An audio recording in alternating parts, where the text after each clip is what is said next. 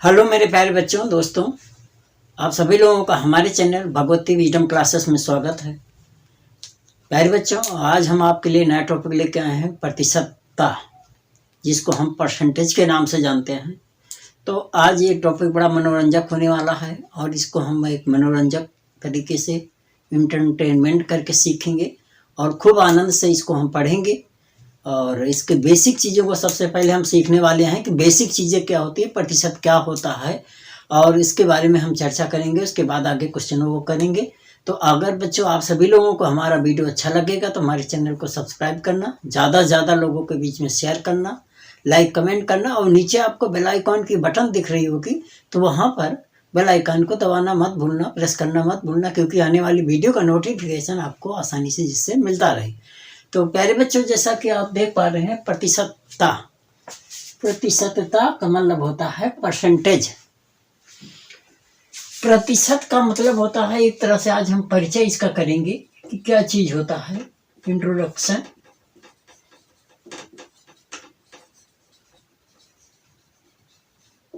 ठीक है। प्रतिशत का मतलब होता है प्रतिशत।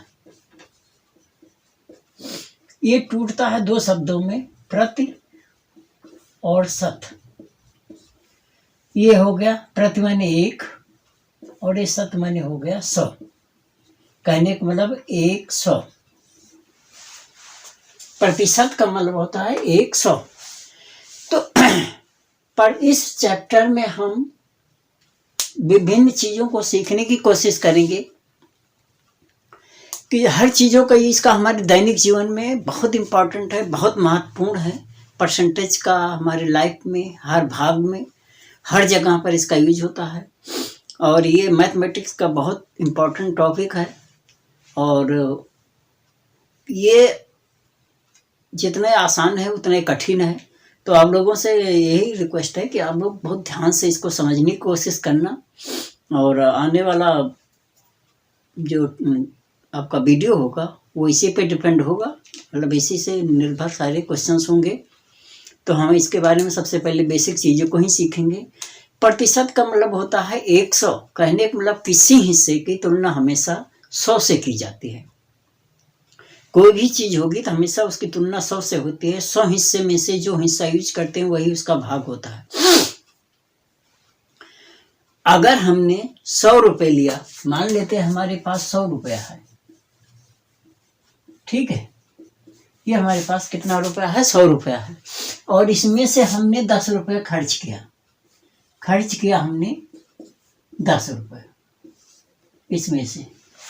तो अगर हमने 10 रुपये खर्च कर लिया तो इसका मतलब 100 में से खर्च किया कितना, ये कुल हो गया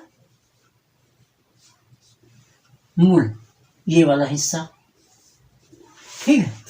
और उस 100 रुपये में से कितने हिस्से हमने खर्च किए, 10 रुपये। तो 100% का मतलब 100 में से 1। 100 में से यहाँ 10 है तो इसका मतलब हो गया 10% हमने खर्च कर लिया। अगर हमारे पास 100 रुपये थे, हमने 10 रुपये खर्च कर लिया तो इसका मतलब हो गया 10 रुपये का मतलब 10% हमने अपने हिस्से का, उस रुपये का 10वां हिस्सा, हाँ, 100 में से 10वां हिस्सा हमने उसका खर्च किया। आया समझे। प्रतिशत में 100 रुपया था मान लो, और हमने उसमें से 10 रुपये खर्च कर दिया तो 10% खर्च हो गया, कहने का मतलब। तो बचा कितना, बचा इसमें 90, क्योंकि इसको जब जोड़ेंगे तो ये 100 ही होना चाहिए। तो जो इसकी बचा होगा हिस्सा वो 90% होगा। मतलब हम कह सकते हैं कि 90% बचाया तो 10% खर्च किया, 10% बचाया तो 100% में से 10% खर्च किया तो 90 बचाया, 90% खर्च किया तो मतलब बचाया तो 10% खर्च किया, ठीक है। तो ये तो हो गया प्रतिशत का मतलब क्या होता है। इसी तरह किसी चीज़ की तुलना कर सकते हैं। हर हिस्से को, हर चीज़ों को अगर परसेंट निकालना है तो उसके 100 हिस्से करने होते हैं। उस 100 हिस्से में से जो हिस्सा हम लेते हैं वही हमारा उसका परसेंट होता है। अब बात आती है कि अगर इसके परसेंटेज में वृद्धि होती है तो कोई चीज़ हमेशा 100 से ही शुरुआत की जाती है। किसी चीज़, मान लो कोई है, आय है उसकी जो भी किसी के व्यक्ति आया है उसकी 10% बढ़ जाती है, तो उसको हमेशा जो है 100 ही मानते हैं। अगर 10% बढ़ गई तो कहने का मतलब 110 हो गया, 110% उसकी आय हो गई। जो प्रेजेंट थी उसका 10% बढ़ गया, अब उसका 110% हो गया। या घट गई तो कितना परसेंट घटा वो उसका हिस्सा होता है, उसी 100 का हिस्सा होता है। 10% घट गई तो 100 में 10 घटा देंगे, 90% हो गई। ठीक है, तो प्रतिशत का मतलब होता है कि ये एक भिन्न है। प्रतिशत का मतलब होता है भिन्न, प्रतिशत का मतलब होता है भिन्न, और जिसका हर जो होता है हमेशा 100 होता है। भिन्न का हमेशा हर 100 होता है और अंश उसका भाग होता है। हर 100 होता है, अंश उसका क्या होता है, भाग होता है। कोई भाग है, 100 में से 10 ले लिया तो 10/100, 20 लिया 20/100। जैसे एग्जाम्पल में 5/100, 10/100, 2/100, इस तरह से जो हिस्से होंगे तो हमेशा हर 100 आएगा और भाग ऊपर का होगा, जो भी हिस्सा होगा, कुछ भी हो सकता है। ठीक है, तो ये तो हो गया प्रतिशत, जो हम जिसको हम भिन्न में मापते हैं। अब आते हैं प्रतिशत वृद्धि।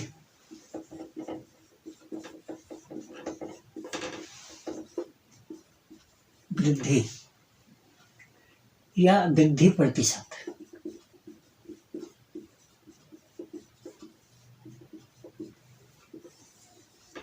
वृद्धि प्रतिशत, वृद्धि प्रतिशत का मतलब जो प्रेजेंट में वृद्धि है। मान लेते हैं हमारी कोई चीज 100 है और उसमें वृद्धि होती है 10% की, तो ये बन जाएगी 110%। 100 था, 10% वृद्धि हो गई, अब 110 हो जाएगा। या 10% वृद्धि, 100% था, 10% वृद्धि हो गई, 110% हो गया। तो ऐसे का मतलब होता है कि हमेशा कोई भी चीज है उसमें अगर वृद्धि होती है तो जितना वृद्धि होती है उसको 100 में जोड़ते हैं। जो भी वृद्धि है उसको 100 में जोड़ते हैं। और एग्जाम्पल में जैसे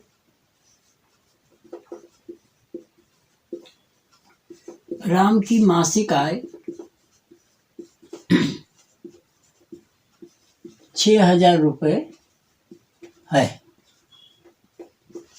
कुछ समय पश्चात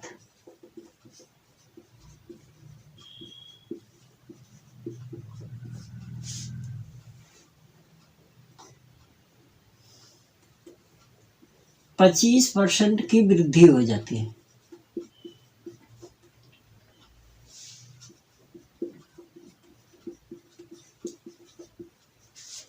तो नई आय क्या है, मासिक आय क्या होगी। यह क्वेश्चन है कि राम की मासिक आय 6,000 रुपये है और कुछ समय पश्चात उसकी 25% की वृद्धि हो जाती है, तो मासिक आय क्या होगी, मतलब उसकी तनख्वाह क्या होगी, उसका वेतन क्या होगा। तो यहाँ पे देखें कि माना इस तरह से भी मान सकते हैं। अगर हम मान लेते हैं इसको, अगर उसका 100% था पहले, अब वृद्धि कितनी हो रही, 25% की। ये 25% की वृद्धि हो गई, तो अब हो गया कितना, 125%। पहले 100% था, फिर 25% की वृद्धि हुई। अब 25% की वृद्धि हो गई तो अब उसकी सैलरी हो गई, आय हो गई 125%। तो नया मासिक आय क्या होगा,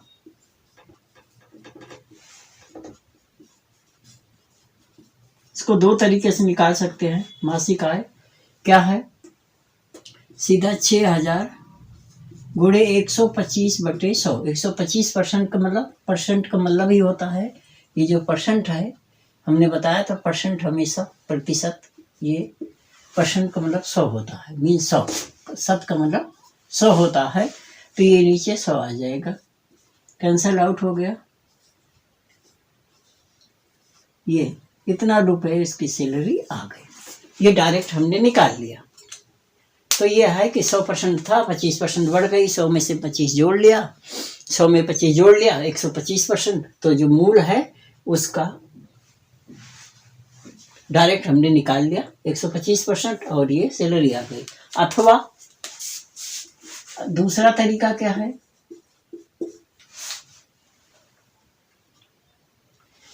कि देखिए वेतन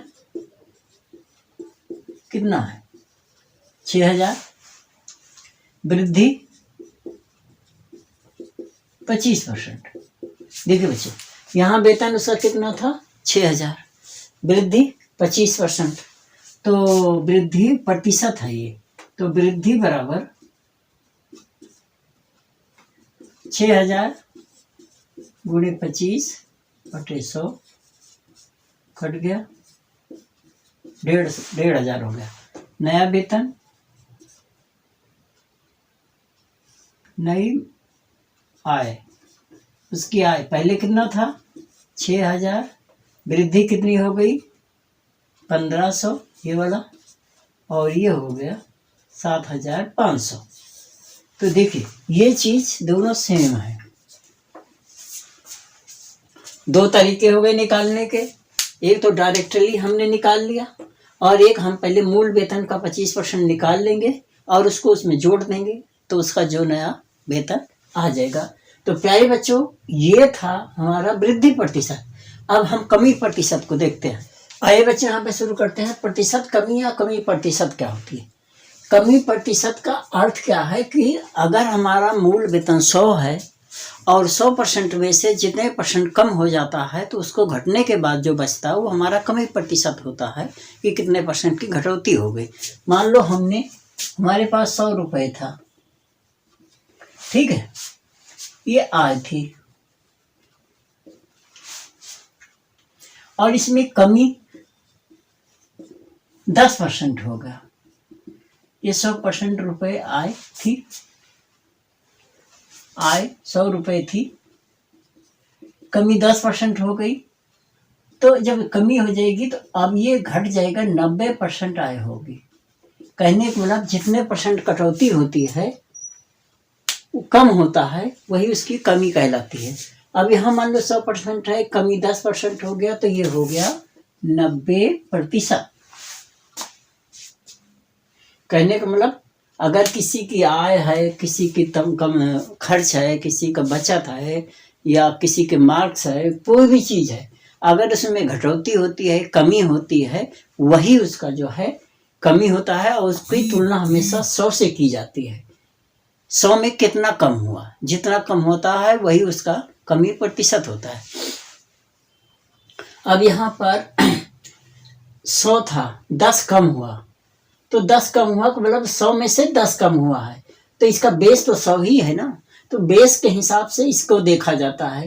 तो मूल 100 था, आरंभिक 100 था, 10 कम हुआ तो कमी बटा मूल, ऐसा होता है। और इस तरह से हम, तो यहाँ पर देखिए जैसे क्वेश्चन है कि रामू की मासिक आय 10,000 रुपये है, कुछ समय पश्चात 20% की कमी हो जाती है तो मासिक आय क्या थी। अब देखिए इसमें इसकी मूल आय क्या है 10,000 है, ठीक है। तो इसको हम 100% मानते हैं। यदि आय 100% तथा कमी 20%, तो नई आय क्या बनेगी 100 माइनस 20 बराबर हो गया 80% होगा। कहने को ना 80% उसकी अब 100 के मुकाबले 80 ही उसको मिल रहा है। 100 रुपये में 80 हिस्सा मिल रहा है, 20 हिस्से की कमी हो गई। और अगर हम इसको निकालना चाहे तो अब यह हो गया 80%, तो नई मासिक आय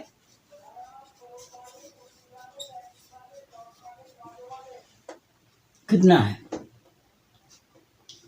10,000 है, गुणे 80/100 कर देते हैं और ये हो गया 8,000 रुपये। ये आ गया उसकी डायरेक्टली इनकम आ गई। जहाँ 10,000 हो रहा था अब उसको इनकम 8,000 हो रही है। अथवा इसको दूसरी तरीके से निकालते हैं। अथवा देखिए आय कितनी थी 10,000, कमी प्रतिशत कितना है 20%। तो कमी क्या हो जाएगी, कमी बराबर 10,000 गुणे 20/100 बराबर 2,000। ठीक है, तो नई मासिक आय 10,000 था, 2,000 घट गया और ये हो गया 8,000। तो ये 8,000 रुपये उसका मासिक आय हो गया। कहने वाला उसकी आय जो है 8,000 रुपये उसकी इनकम है। अब देखिए यहाँ पे दोनों तरीके से आंसर सेम आ रहा है। तो हम ये कह सकते हैं कि ये जो हुआ कमी प्रतिशत के हिसाब से हमने बताया कि कमी क्या होता है।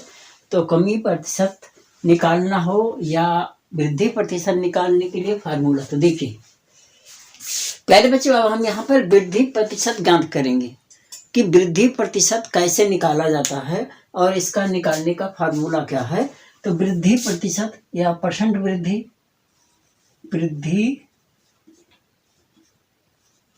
प्रतिशत बराबर कुल वृद्धि, ठीक है, गुणे 100 बटा आरंभिक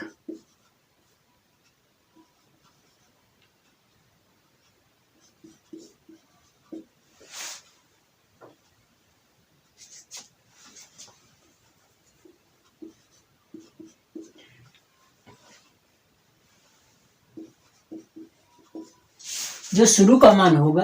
वृद्धि प्रतिशत निकालना है तो कुल वृद्धि गुणे 100 बटा प्रारंभिक मान, मतलब जितना मान पहले था और वो नीचे होगा, प्रारंभिक मान या मूल मान नीचे होगा, वृद्धि जितनी कुल वृद्धि हो रही है वो ऊपर होगा गुणे 100, और इस तरह से वृद्धि प्रतिशत निकल जाएगा। और कमी प्रतिशत के लिए भी वही फार्मूला है, कमी प्रतिशत बराबर कुल कमी गुणे 100 बटा प्रारंभिक मान।